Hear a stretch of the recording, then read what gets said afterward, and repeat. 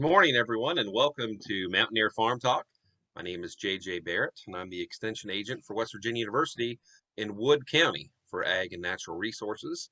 And of course, this morning I have with us my partner, Evan Wilson. Evan, how are you doing this morning? I'm doing just fine down here in Milton today in Cabell County here off 64. You get any snow down there? We got some snow this morning. School started off with a 2-hour delay about 5 o'clock this morning, and then by the time 7 o'clock rolled around, they were canceling school. And also with us, of course, we have Brandy Brabham, and she is over in Roane County. How are you doing today, Brandy? Doing great. Got a lot of snow over here too. No school. Kids are having a ball. Okay. This week across the Mountain State, the WVU Extension has been having their educational dinner meetings for producers, and actually we have one of those speakers as our guest this morning. We have Dave Marrison from the Ohio State University Extension Service up from Coshocton County. How are you doing this morning, Dave?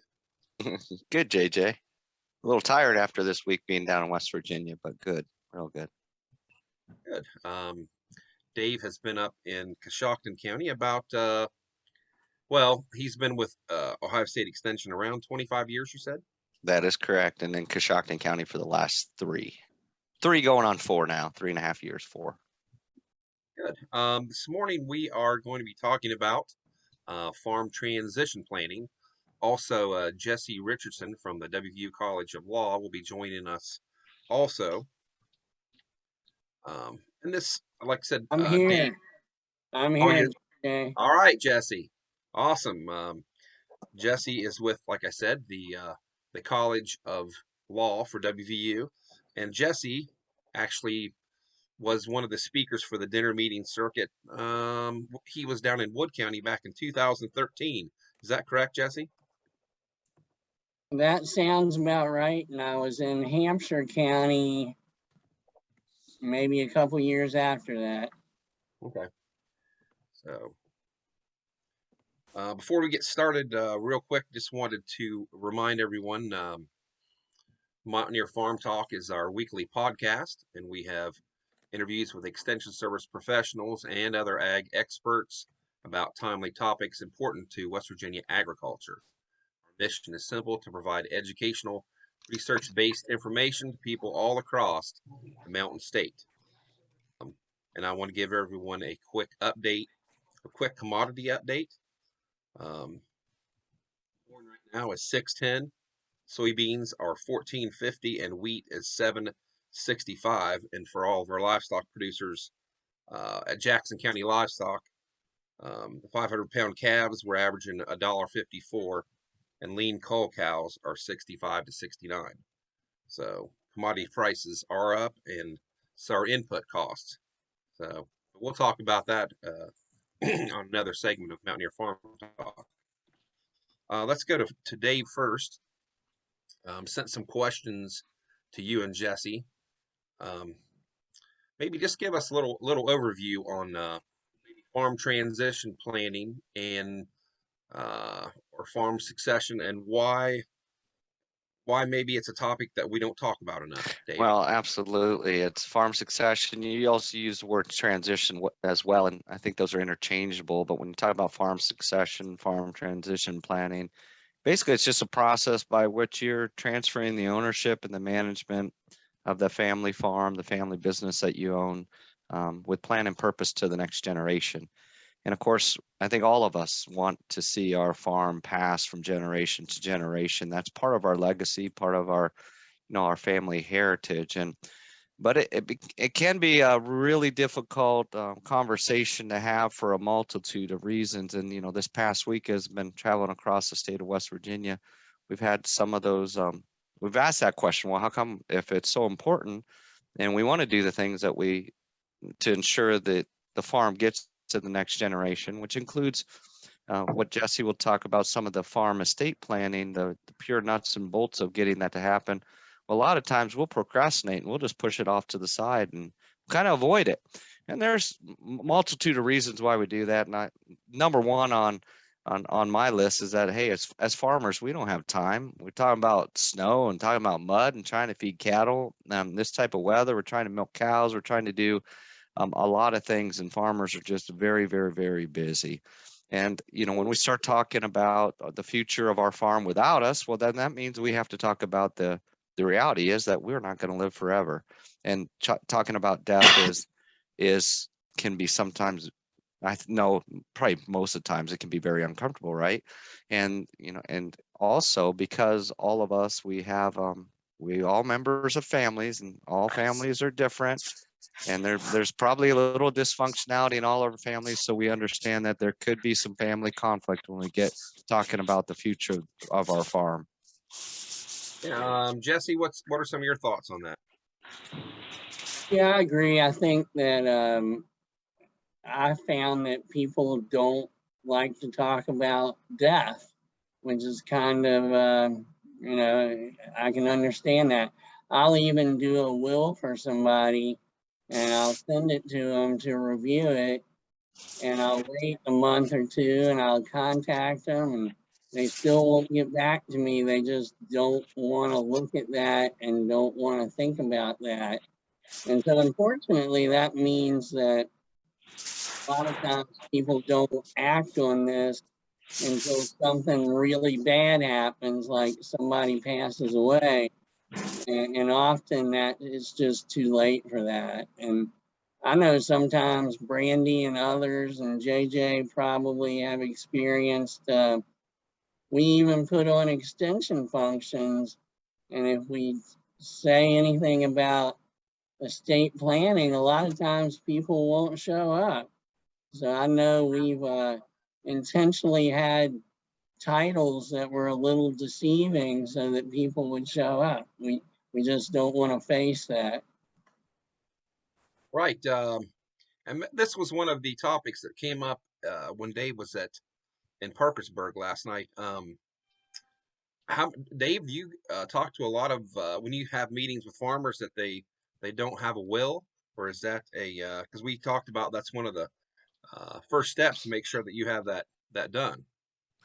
And, it's a mixed bag. If someone has done some estate planning a long time ago, they might have a will, a basic will that probably hasn't been looked at for 10 to 15 years, where others will have nothing. And, I think any attorney will tell you that the first, there's 4 documents that you need to have right away. And every attorney is going to craft these when you start your farm estate plan. First, the will, and a basic will, and then a power of attorney, as far as who's going to control your assets if you become incapacitated, easy to say, right? A healthcare power of attorney, who's going to take care of your medical issues in the same type of situation. And then I think the toughest one, we don't like to talk about death, but the living will is also part of this whole picture about the living will. With, like, if you're in the situation where there's an end of life decision that has to be made, what are your directives on that? And the classic statement I would say is, well, who's going to make the decision to pull the plug on you if that happens? And that's it. And I'll tell you from a personal experience, I've been there. I've had to make that decision, and I was so thankful in that moment that we had talked about that decision and what for each of us a long time ago, long before that event happened. So just having those 4 basic things, you would think that they're pretty easy and simple and pretty painless to do with an attorney, but we just don't want to talk about death. We don't want to talk about what could happen without us here. Yeah, moving to Jesse. Let's talk about the question. What happens after you're gone, as far as do you have heirs, and do your children, do they want to own or operate the farm, or are they going to immediately sell that to cash it out when you pass away? And maybe add into that what the farm owners need to look at, what direction they want the farm to after they pass away. Yeah, JJ, that probably raises the most important issue, I think. and it's weird for a lawyer to say this, but we call that the soft issues, and that's probably the word that I use most often in my presentation is communications and communicate. As David mentioned, a lot of times families don't talk to each other. And so I've seen many families where they're like, well, yeah, Bobby wants to run the farm when we're gone. And Mary doesn't want to have anything to do with the operation. We know that. And then I'll get Bobby in a room and ask him, and he's like, I'm not interested. Get Mary in another room, and she's like, well, I've always really wanted to run the farm. So it's really important that families communicate, have family meetings, and there are rules about how you properly do that. You can go to the lawyer's office and sit there in front of the lawyer and fight over things, but that hourly rate is gone at that point.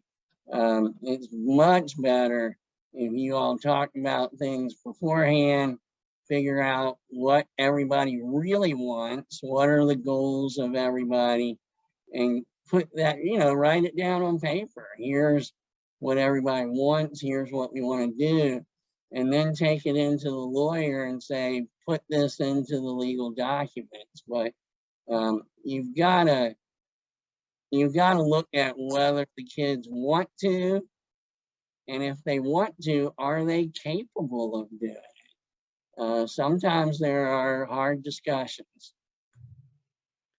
Yeah, I think we talked about, or Dave talked about that in his presentation, as far as how will maybe use your example of what, how you can tell what will happen if you're not there. How will the farm operate?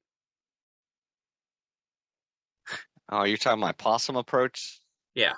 Oh, okay. Well, we talk about, if you're going to have your kids and your children or your heirs, whoever that may be, take over the farm. Of course, it's our responsibility as a senior generation to make sure that they're schooled up, they're ready to go, they're ready to handle all the things to manage the farm. And last night and across this week, we've talked about you might have a son or daughter who comes back and wants to be an owner operator, and your training schedule for them might be a little bit different. That means you're going to have to talk all the production practices that we need to know to run that farm.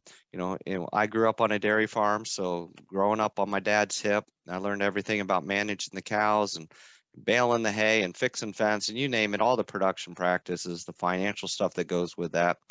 Well, maybe in the future, my kids might not be the owner operator, a farmer, but they may instead transition into the role that, hey, they have a good day job, but they're going to be a landlord, and they're going to be a really good landlord, and they're going to own that property. They're going to manage that property. They're going to protect those natural resources.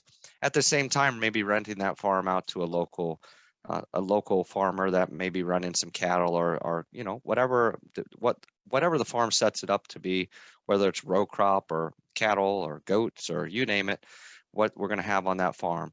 So I have two approaches. I said it's our responsibility, right, to school up that next generation, and a couple different ways you can do that. And I always flash up a picture of a cute little opossum, and I said, what does a possum do? And they play dead. Well, if you really want to see if your heirs are ready to step up and take over that farm, well, then be a possum, play dead. So, and I said, some of our beef farmers that might be listening, they would say, well, moving into calving season here. So perfect time for the senior generation to say, I'm taking a 3-week vacation and I'm heading out west, or I'm just leaving, and good luck with calving season. On our farm, you get into the beginning of June and you're making hay. Well, that's the 3 weeks I'd want to disappear, and then see if that younger generation, do they have the skills to be able to do that without you there? Because literally we all could die from anything today, a heart attack, and then we wouldn't be there. So maybe you don't want to do that, JJ. Maybe you don't want to do the possum approach, but the way I say it, it's, how do you eat an elephant? You take it one bite at a time, right? And there's 365 days in the year. I just put a visualization up of a calendar. You look at that calendar, know there's 365 days in the year. And if I'm smart as a senior generation, each and every day, I'm teaching my children one thing about managing that farm for the future. So by the time we get here next year, my son or daughter has 365 things in their toolbox to be able to manage that farm. And if I'm the junior generation and I'm trying to learn about the farm operation with plan and purpose, I'm asking my parents one thing a day for the next year. When you add that up, that's over 700 management items that I know and I can do. And that's only in the span of a 1 year. And we look at farm transition, farm succession. If we do it right, it's probably going to be a 7 to 10 year process for that to happen. But we can take it bite by bite by bite. Yeah, Evan, do we have any questions from the audience? Not that I can see, but as somebody in the younger generation, how do you go about approaching your parents, grandparents about those transition plans from your standpoint? Well, it depends on your family. I'm going to use, Jesse, I'll use a lawyer's term. It depends, right? It depends on your family about the makeup and the structure and how your family responds. Communication issues are probably the hardest thing. The last person that should ask is the daughter or son-in-law about what's going to happen with this farm, right? Because you'll look like the greedy little, in-law, or we would refer to those as outlaws here in the state of Ohio. And you're saying, well, how do you bring that up? It's going to be different for each, but I think part of that communication, we have to develop our communication skills along the way where we just don't talk about reporting facts, talking about the weather. We start every meeting out talking about the weather, right? But having the time in our schedule where we have deeper conversations within a family, having family business meetings where we have business meetings about the farm. Most of us were in 4-H, most of us were in FFA, and those two organizations really schooled us up on how to run a business meeting. A lot of times we look at our farms as a way of life, but our farms are also a business. And they're a business, that means we should be conducting them in a manner that is more business-like, which includes having these meetings. Having those good meetings, we can start to talk about these issues. And you don't take the hardest conversation, have it first. You have to start with smaller conversations, find a way that you as a family can dialogue and then move into these tougher conversations, which I understand that there's some families that will never have the discussion, right? Because they just can't. It's just, there's so much dysfunctionality in the family that just can't happen. But if you don't try, you can't do it, right? Right. Jesse, what are your thoughts on that? And sometimes you, in really difficult situations, get a mediator or get some neutral third party to come in and facilitate those discussions. There's no shame in that at all. And that's something that as a lawyer, you tell me to form an LLC for you or to do a will for you, I can do that. But what's very difficult for lawyers, and I think for everybody, is, and I've had this happen to me before, where I'm talking to my client, and this was about the daughter-in-law, and she starts crying, and I'm like, there's no crying in law school, what am I supposed to do here? But it's just so important to get those conversations going. And unfortunately, a lot of times, the only time that the family is together is on a holiday. And that's a really difficult time to do it. But I have a friend who's actually involved in transition planning, and he was in that situation, and it was Thanksgiving. And they were around the Thanksgiving table, and he said, Dad, what are we going to do with the farm when you're not here? And he said his dad kind of acted like he didn't even say anything. He looked kind of upset. But then several hours later, the dad came to him and said, let's sit down and talk. And the dad passed away about a year later, but they had a plan. So I think sometimes you just have to suck it up and go ahead and throw it out there. And sometimes it has to simmer for a while, but you've got to put it on the table. Yeah. And JJ, I just jump back in there. And I think sometimes we're just afraid to be honest about our emotions and how we feel. And sometimes as a younger generation, and I have 4 or 5 other brothers and sisters, and I'm the one back on the farm, you can learn, you can use things that happen in your community to have that conversation with mom and dad and say, hey, mom and dad, I really want to be here on the farm, but what I'm scared about, and you have to use the I statement because we can't control how other people feel. What we can control is how we feel, and what we can communicate is how we feel. And one of those things is say, hey, mom and dad, I'm here on the farm, and maybe I'm working for less, but what I'm really, really concerned about is 25 years down the road, after putting a lot of investment and time in this farm, in 25 years, we're going to have to sell this farm because that farm's going to be split up equally between us as kids. And I'm really scared about that. And can we talk about that? So you have to come to the conversation with your feelings and your concerns. And then that might help your mom or dad to understand, oh, that's why they're so concerned. It's not about them being the greedy son or daughter that says, I'm looking at this and I want to have this, I want to have this farm someday. And I know it's because of his greedy wife or husband that they want this farm, but more about this is why I'm concerned. And this is why I think we need to have the conversation. Because I've seen it so many times. I'm working with a farm right now. Dad dies at 86 years old, had been running the farm right up to and the son and the son-in-law that are in their 60s didn't even know what was going to happen to the farm in the future.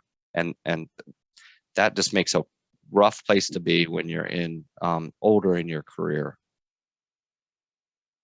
Yeah, I've got a couple follow-ups for Jesse. Are there professional mediators? I mean, do you have to get a lawyer, or can you just get someone that is not associated with the family? How would you go about that? There are professional mediators out there. I'm not sure about the situation in West Virginia. I know in Virginia, there are people at the Virginia Department of Agriculture who mediate, and there's also a mediation network that you can tap into of private mediators. And I'm sure there are some mediators in West Virginia. Not sure about what the West Virginia Department of Ag does. So you can go that professional route, and that's probably the best way to go. But if there is a lawyer or professional person or family friend, although I'm hesitating to say family friend, because it's going to have to be some neutral third party. And if there is somebody that everybody in the family respects and it can be neutral, they don't necessarily have to be a professional, but I would try to go the professional route first. Yeah, and my second question, Jesse, is how important is it to get a good estate lawyer? Oh, gee, it's really important, and that's an issue that I have found in West Virginia, is that the question I get all the time is, can you recommend an estate lawyer that understands agriculture? And unfortunately, they are pretty scarce in West Virginia. And as university employees, extension agents and I hesitate to give you one name anyway, because you might go to that person and have a bad experience. I used to say, I'm the former president of the American Agricultural Law Association. So I could say, well, here are the members of the AALA in your state. Unfortunately, the members of AALA in this state are me and somebody from the West Virginia Department of Agriculture. So there's not any private attorneys on that list. So I would say talk to your neighbors, find out whether they had a good experience, bad experience, and go with that. We've also talked about, Dee and I have talked about trying to do some continuing legal education for lawyers in West Virginia. I did do a session several years ago on farm succession, and I was very, very surprised that I had a big crowd of people there, and I've never heard so many good things after a CLE than I did that day. So I think if we can find ways to raise awareness and educate the lawyers, that would be a huge help in this state. You have anything to add on that, Dave? Now, I would say, as far as selecting an attorney, just understand you can interview them just like you would interview a doctor. Go in and interview and have most attorneys will give you a free consultation so you can kind of feel them out. And there's got to be a comfort level for you to be able to converse with them. And if you're not comfortable, then there's no harm. And attorneys, they're used to it. They may, in fact, they may not want to work with you either. But some of them, you can go do your interview and have a list of questions of their experience and have that initial conversation with them. And if you see there's a goodness of fit there, then that might be someone that you might want to explore engaging with. And I agree with Jesse, as far as that. You just have to really feel comfortable with those persons. But the legal professionals are out there. We just have to make sure you are going there and sharing all the things that they need to know so they can help you make a better decision for your estate. All right, maybe want to switch directions here, and I want to stick with Dave for just a minute. Let's talk about the farm business. How important is it? Is the farm profitable? How does the farm cash flow, budgets, and all that? How does that affect what we're talking about? Well, that's important. And the whole financial, if we were going through a long seminar on farm succession planning, one of the things we would look at the strengths, the weaknesses, the opportunities and threats of that farm business. And it starts out with the financial position of the business. Understanding some of our smaller farms, there's not going to be a full-time income that's going to be generated from that farm, but it might be a nice side gig as far as a nice way of life, and just not expecting to have a full-time occupation from it. I'll tell you, I grew up on a dairy farm, loved the dairy cows, absolutely enjoyed being raised that way. However, when it came down to the bottom line financially, we milked 50 cows, net return per cow per year, about $500 per cow. And I think that's pretty typical in our dairy industry. So if we're milking 50 cows and the net return per cow is $500 per cow, that will tell you there's $25,000 worth of income that is being generated, then it is able to be used for family living expenses. And by the way, also cover your principal payments that you need to be made. So there just wasn't an opportunity there for me to come back to the farm in the existing setup of the farm. Now, if we look at that and see that that's the case, well, maybe as we do the analysis, maybe there's some other enterprises that might need to be added to the farm. Maybe there's a way that we can shift our operation to generate more income, to have multiple generations there on the farm at one time. It may be a situation with our farm that maybe it's not son or our daughter that we'll be transitioning that farm to. Maybe that farm is going to be transitioned from grandma and grandpa to a grandson or granddaughter, almost skipping that generation as we look at what is the income potential from that farm. And if we are working together with our parents, we have to think about, can we get along? Do we have the same management style? Do we have the same goals, objectives? What's our mission for that farm looking forward? So there's a lot as we look in the business side of that, of the farms. And I would say, honestly, if we had to think about most of us as producers, we're not really good about sharing the financial books of our operation with our sons and daughters.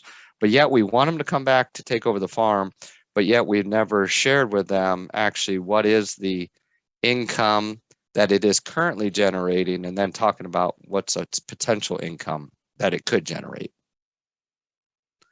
Jesse, what are your thoughts on that? Yeah, I agree with that. And you have to be realistic about it. In Virginia, we had a lot of farmers that really didn't make any money. So we actually started splitting our audience up a little bit and saying, is this going to be a business in the future? Or is this just family land that you want to hang on to because it's been in the family for a certain number of years? And good point in the chat box about oil and gas leases. That's been the big difference that I've seen between Virginia and West Virginia, is I've actually encountered some farmers in West Virginia, and their farm operation might not make a lot of money, but they might still own the oil and gas rights. And that puts a whole new wrinkle into things. But that also allows you some flexibility about who's going to own the land, who's going to own the oil and gas lease rights, and splitting up those interests. It gives you a little more flexibility. Yeah, maybe we'll move to a tough question um, about equal distribution of assets. Basically, if there's multiple heirs or multiple um, children, maybe one person, like Dave was talking about, stays on the farm.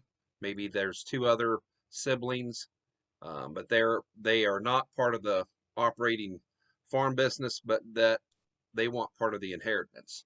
How does that work out? Can we work out some of those issues? And I'll start with Dave. You go to the tough question. Well, that comes back to, and I said this in our workshops, as our dinner meetings, comes back to what your goals are for the farm operation. What, if you had to look back after you're gone, you're able to take a peek back 20 years after you passed away, and you're able to look back. My question is, what would you like to see that farm? What would you like to see? How would you like to see it have continued? Now, if your estate planning objective is that we're going to treat all the kids equally, and I have 7 kids and I have a farm, well, that means I'm going to split it up 7 ways. But if my goal is that in the end, I want that to continue to be a farm for the future, and I want that to stay in the family going forward, in some cases, that means if there's 7 kids, that one of the kids is probably going to inherit that farm, and then you're going to have to find ways to bless the other 6 in a different manner. If you don't do any planning, of course, it's going to be split up. I use an example of Robert, who was part of a $2.1 million estate. There were 7 kids. You take 2.1 divided by 7. That means each of the kids, if they did it equally, would get $300,000. But in that situation, does Robert have the equity? Does he have the capital resources to go get $1.8 million out of the bank to buy off his brothers and sisters to maintain that farming operation? And as Jesse mentioned, with oil and gas kind of leasing, that throws a different wrinkle into the fact that maybe the son or daughter could manage the farm and keep going forward, where you've blessed the other kids with maybe some of those oil and gas resources. Because when we get right down to it, we understand that most of our equity as farmers is in the land. We don't have 401ks, a lot of 401ks and a lot of savings accounts stashed over here. We don't have investment in golds and stocks and bonds and other things that we might distribute. There might be a play in here for life insurance that can be on the backside to help the other kids. So every family is going to be different, but it ultimately comes back to what is my goal for that farm? And if I'm going to be true to that goal, then my estate plan should should emulate, it should reflect what that ultimate goal for that future of that farm is going to be. So it comes back to answering that very, very first question that we ask is, what is your goal for the farm for the future? Bottom line. Yeah, Jesse, maybe add on to some of the things that David said. How do we make things fair for all the heirs involved? Or can we, or should we? Yeah, I always talk about equal versus equitable. And if you want to divide it up equally, you have to understand that that's probably going to mean that the farm's not going to continue to be a farm in the future. If you want to be equitable, sometimes there are tough decisions about what will this child get that's not involved in the farm operation. I've seen several things. One thing, life insurance, Dave mentioned, I had one dairy farmer who had rental properties. And so the one child got the dairy farm, the other child got some rental properties. Were the value of those properties identical? No. But what happens when you leave things equally? And I've heard this a lot in West Virginia. You eventually have an heirs property problem, where the property is owned by dozens of people or even hundreds or thousands of different individuals. And in that case, you need unanimous consent to do anything. So the property just sits there, grows up in weeds and deteriorates. That's not what you want for your family farm, I don't think. The other thing that can happen is that they fight and the lawyer gets all the money and ends up with the farm, and you don't want that either. So those are things you have to think about.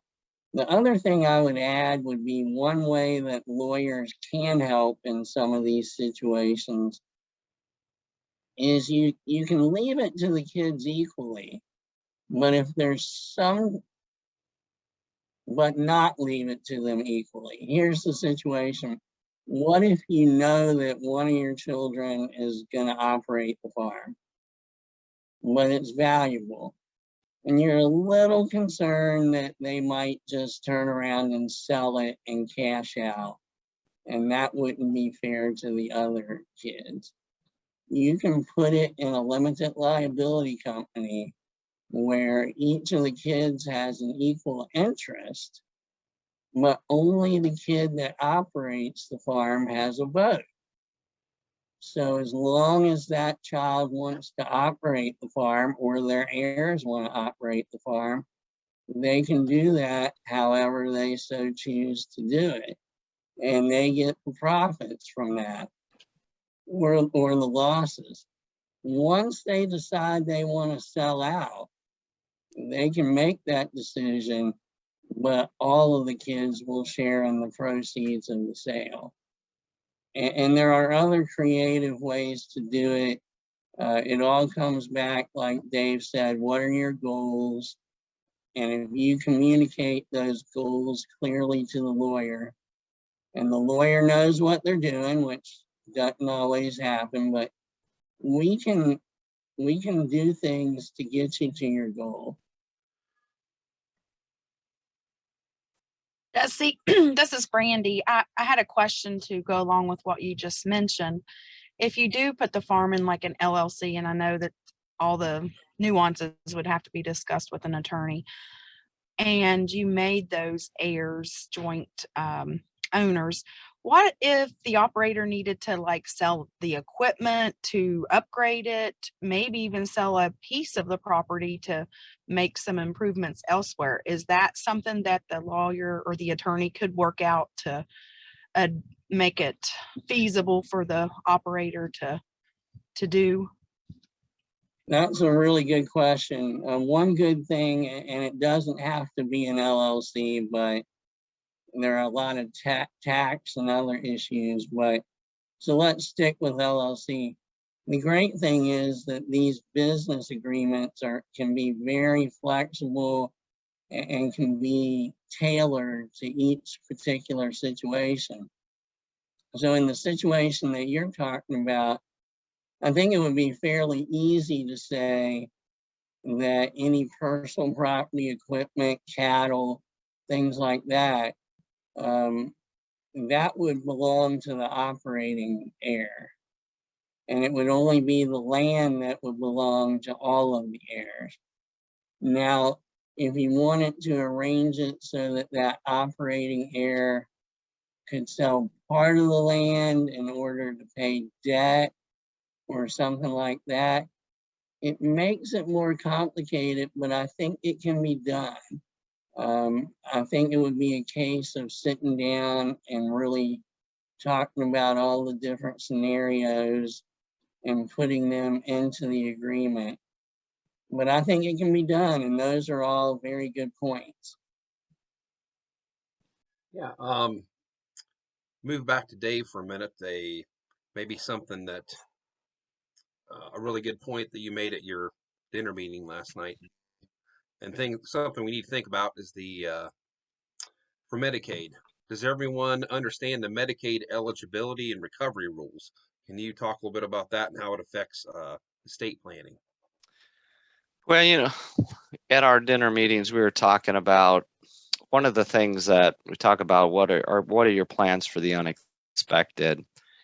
That doesn't mean these unexpected things are going to happen, right? But we understand that there's possibilities of things that could alter the estate plan, which are our succession plans, the things that we have in place, like divorce, like second marriages, like death.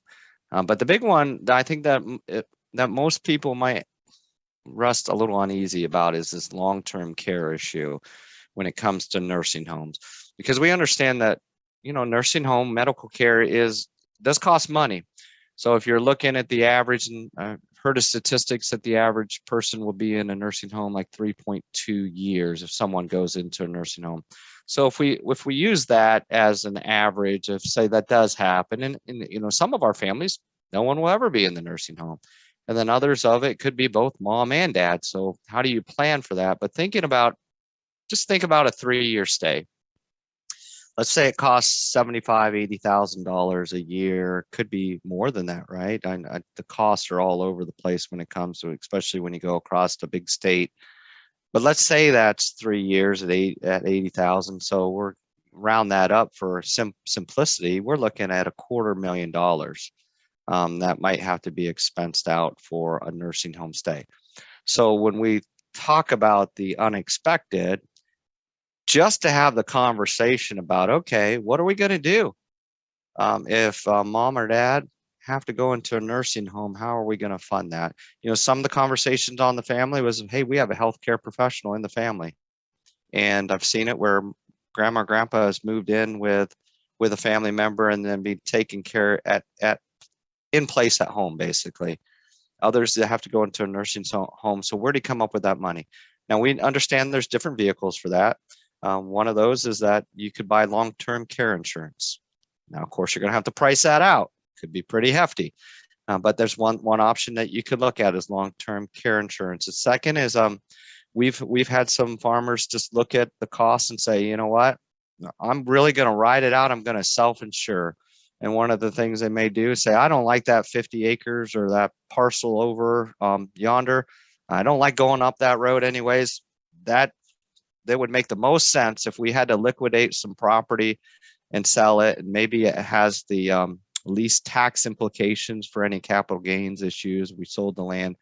Maybe that we could sell a parcel if we got into that position, and then use the 5-year look back. JJ, that you mentioned on Medicaid about the 5-year. It used to be 3-year look back, 5-year look back, where they would use your assets up. So maybe if someone does go into nursing home, they would kind of try to self-fund it for 5 years as those Medicaid look back and recovery rules kick in. So if this is a concern for you, this is one of those things that when you sit down with your attorney, when you sit down with your financial professionals, it's a conversation that you have. I mean, I looked at long-term care insurance, decided it wasn't for me. So, for each of us, it's going to be something, just a different way that we might handle that. I was hoping one of my kids would become a nurse, right? So that they could take care of me someday. That hasn't happened. So, yeah. Jesse, any ideas on that subject? Yeah, what I usually do for the Medicaid, Medicare, in addition to insurance, and which is often very expensive, with business agreements, I can put in the business agreement that only lineal descendants of grandpa can have an ownership interest in this LLC, for example. And that doesn't guarantee that Medicaid's not going to go after it, but if all they can get is an ownership interest in a limited liability company that's owned by one family, and I put in the agreement that they can't be an owner, that, number one, reduces the value of that LLC interest significantly, makes them have a very tough time to get at it. And often they will just say, well, forget about it. We're not going to try to go after that. But sometimes you still have to come up with the money somehow. So that it's a tough one. And lawyers, several years ago, new rules came out. We cannot actually talk to our clients about, here's what you can do so that your assets are shielded from Medicaid. That would be fraud, and we can't do that. So we have to address it in different ways. But back to Brandy's question again, because I just thought of another way. You could set up two different LLCs. One owns the real estate, one owns the cows and equipment, and you could have different ownership structures to address that too. So.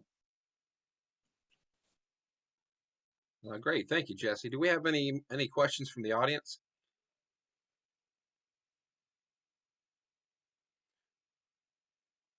Okay, maybe we'll head this back to Dave. I had this on our list of questions, and maybe we talked about this. How do we, if all of the parties involved don't get along, what are some things that we can do to improve communication in the family? Well, Can yeah. Okay, here's the answer. It depends, right? you? Well, first, on communication issues, we understand that communication's very difficult for all of us. We're all, in some sense, poor communicators, and when we get into tough subjects, it makes it even harder. Because we have these mixed roles, we have the differences between generations, we have the differences between genders, we have differences between personalities. One of those things is, though, just to recognize the communication issues that we have, find out what the communication issues are, because a lot of times we'll just say, well, dad doesn't communicate.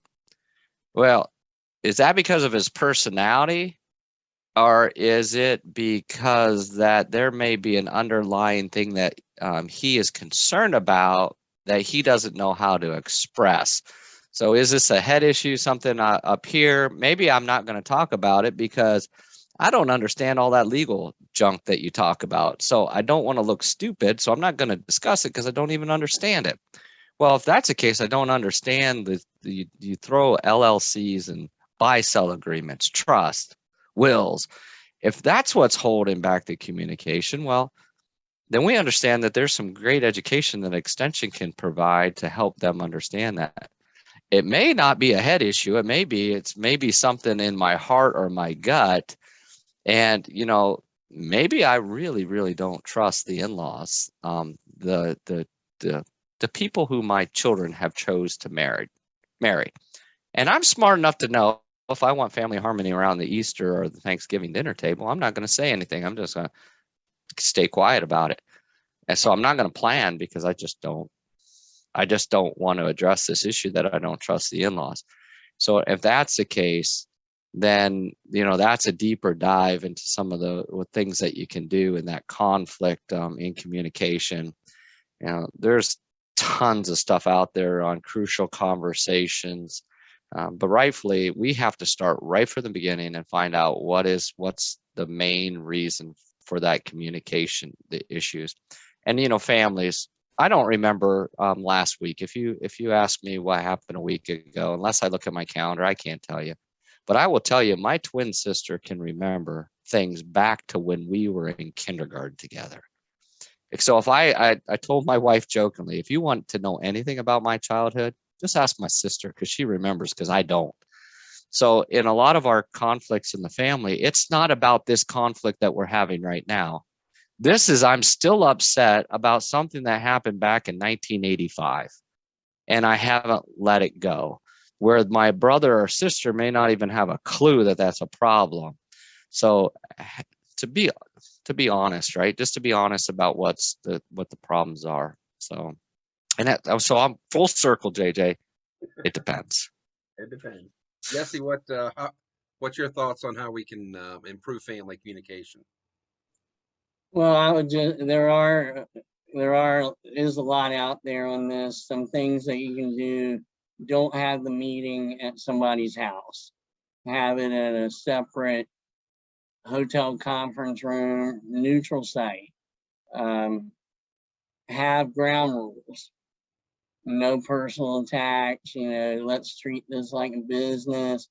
And if some extraneous issues come up, have a parking lot.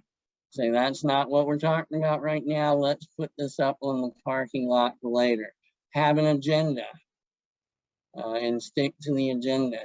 And so it goes back to something Dave said way back at the beginning, is treat it like a business and have a business meeting. When it comes to in-laws and outlaws, I always recommend that the first meeting be without the in-laws and the outlaw. And then later have a meeting where you include the in-laws and outlaws. And that, it depends, because each dynamic is different, but I think sometimes you need to meet just with that blood family, and sometimes you need to get those in-laws and outlaws involved. Okay, thank you, Jesse. We do have a chat question there, JJ. Okay. All right. Greg Evan, go ahead. asked, is it a good idea to set up a life insurance policy for the sole purpose of settling the estate?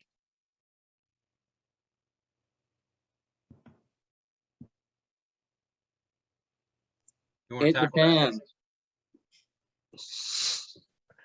But no, I was waiting for the attorney to say that. That's what I was waiting for, the attorney to say that. But no, that can be a good idea. Life insurance can be a really good tool to use it to give cash to this land-rich, cash-poor estate. Also, a life insurance trust can be a good tool, and maybe key man, key person insurance. Have the limited liability company or whatever it is buy life insurance on key people on the farm operation. So yeah, life insurance is one way to create cash. And it's a piece of the puzzle. And when you're looking at, your attorney and your professionals working together, they're going to use that maybe as a piece of the puzzle.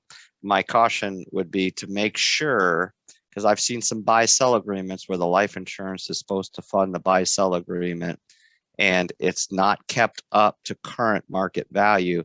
So the life insurance policy, when it does pay out, doesn't pay to liquidate the corporation stocks or what it needed to do behind the scenes, and the value was not where it should have been on today's market value. So bottom line, it's just a reminder is that when you do these plans, you don't do it and then just ignore it for 30 years. That you should come back with plan and purpose every couple of years, or if a major life event happens, come back and review those. I'm working through one right now. It's just a train wreck because they did the documents, and these documents were only about 13 years ago, but things have changed so much these documents, it's complete train wreck now because they just didn't stop every couple years and go back and review them and go through them. And I think with the family, sometimes when you get into these documents, legal documents, rightfully, they're really hard to understand. And I really appreciate attorneys that can sit down with you. And I'm a visual learner. My attorney put everything up in a visual pictorial for me to understand how all the moving parts match.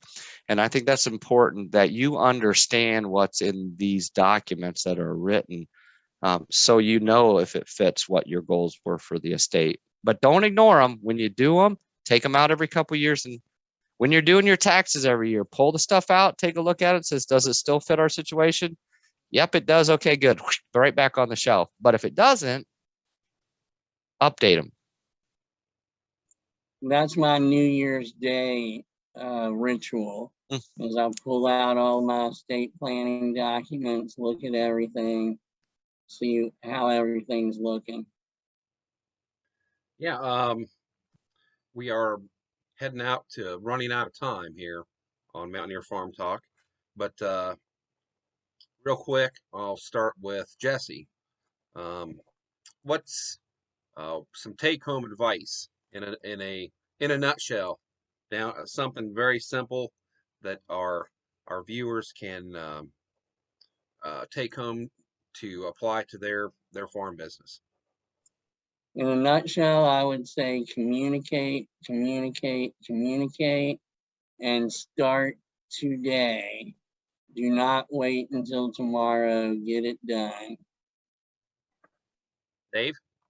I would say communicate exactly the same. However, and don't procrastinate. Don't procrastinate. Don't put this off. And just remember what you leave your my dad said the measure of one's character is not what they get from their ancestors, but what they leave their descendants, right? The very popular quote out there. It's not about the material things that we leave our kids. It's those other things that we leave our kids. And I would say, don't leave the burden of making these crucial decisions of your farm to the surviving spouse or to the next generation. Don't punt the ball on this. Have those conversations. Don't procrastinate, because in the long run, it's just going to make your family and it's going to make your farm more successful. And if you're all looking for material on how to, at home, farm succession planning, transition planning, I believe Iowa State has some really good resources out there you can find on their website. Okay. Also, I know that Josh Poplowski was giving us a hard time, but my dad always said there's two types of music, country and Western. So I want to start with Dave. Who is your favorite country artist? Oh, it's easy. George Strait, hands down. Woo, he's the king. George, do you have a favorite song or you just like them all? I like I could listen to George all day long, right? There you go. Amarillo by Morning. I think that's my favorite. Jesse, are you a big country music fan or you listen to something a little different? I like all kinds of music. I'd say my favorite country artist is Johnny Cash. Woo, there you go. And I really can't pick a favorite. Yeah, I like everything Johnny Cash did. That's the Man in Black. No one said Johnny Cash. I thought you were going to make me say John Denver. After driving on those roads this week, I don't know, country roads make my stomach ill. Yeah, Dave. Dave also had an experience here for this part of West Virginia, the Mid Ohio Valley. He went to a special famous restaurant. Is that right? Well, I didn't go this time, but it's my favorite restaurant is the Hillbilly Hot Dog. What's it called? Hillbilly Hot Dog Stand. Is that what it's That's down my way, Dave. That's down the route too. I pass it every day. I'm love that place, and that's what I say when you're living life. Don't put off to tomorrow what you can do today. And once I drove by there and I had to stop and get some good hot dogs, so make sure you do that. All right. Did you get any pepperoni rolls? No. Pepperoni rolls. Hey, once again, I want to thank our special guest, Dave Marrison from the Ohio State University Extension up in Coshocton County, and Jesse Richardson with the College of Law, WVU. Some upcoming topics for Mountaineer Farm Talk. Next Friday, we're talking about maple syrup production with Greg Christian with Tom Creek's Farm and Evan Nelson from the Robert Byrd Institute at Marshall. Friday, February 11th, Dr. Rayburn, our agronomy specialist, will be talking about winter feed supplementation for livestock.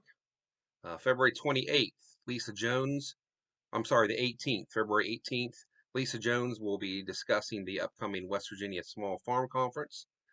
Friday, March 4th, Dr. Mira Delanovich, our consumer horticulture specialist, will be filling us in on all the ins and outs of fruit tree pruning and management. So if you have any questions, we do have Evan, talk a little bit about our Facebook page before we go. Yeah, about a week ago, we decided to advertise our program a little bit to a wider, broader audience. And I think that's where most of our new viewers, audience came from today. It's called Mountaineer Farm Talk. It's 2 words. Type in Mountaineer Farm Talk on Facebook or our YouTube page as well. That is where all of our recordings are for past farm talks. That way, if you missed something, I know a lot of people like that black walnut one we had back in the fall. You want to go back and watch that, our frost seeding, transition planning. This one should be up this afternoon or Monday afternoon at the latest. Just depends on processing time, but a lot of really good resources on there to go back and watch and to keep up to date on future programs as well. Yeah, Evan is our technician guru here for Mountaineer Farm Talk. We want to thank him for all his work. We have our own YouTube channel, Mountaineer Farm Talk.